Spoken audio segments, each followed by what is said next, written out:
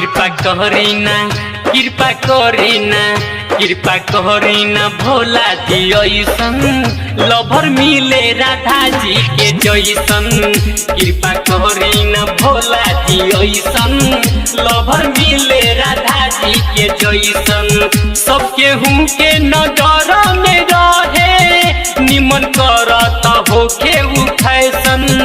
कृपा करीना हो कृपा करीना कृपा करीना भोला जी ऐसन लभर मिले राधा जी के जैसन।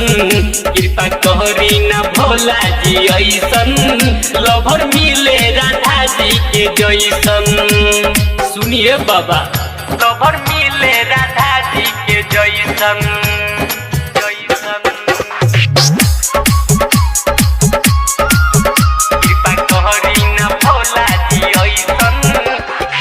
म्यूजिक बाय डीजे विकास राज। हो बचपने से सपना सजैले बानी नहीं केहू के दिल में बसैले बानी। रउए पयसरा लगैले बानी बाबा रउए पयसरा लगैले बानी। ए बाबा अरे सुनी ना हो बचपने से सपना सजैले बानी नहीं केहू के दिल में बसैले बानी। रउए पयसरा लगैले बानी बाबा रउए पयसरा लगैले बानी। मुरलीधर के मिलल बाटे बहाबा हमरो चाही सुनी प्यारा वैसन। कृपा करीना हो कृपा करीना कृपा करीना भोला जी ऐसन लभर मिले राधा जी के जैसन।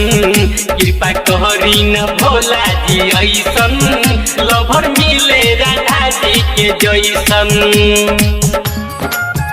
लभर मिले राधा जी के जैसन। बोला बोला भोलेनाथ की जय।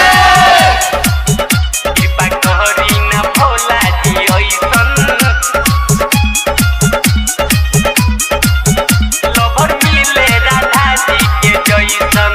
हलकी सुनर मधेसी संस्कारी होके मुकेश अनमोल जी के प्यारी होके घर भर के हो दुलारी होके बाबा घर भर के हो दुलारी होके। ये बाबा अरे सुनता नहीं हो लड़की सुनर मधेसी संस्कारी होके मुकेश विक्रम जी के प्यारी होके घर भर के हो दुलारी होके बाबा घर भर के हो दुलारी होके। हम सोचतानी जवन बतिया अप जाना तानी जी कैसन। कृपा करीना हो कृपा करीना कृपा करीना भोला जी ऐसन लभर मिले राधा जी के जैसन। कृपा करीना भोला जी ऐसन लभर मिले राधा जी के जैसन। विक्रम विद्यार्थी रिकॉर्डिंग स्टूडियो मलंगवा सरलाही नेपाल।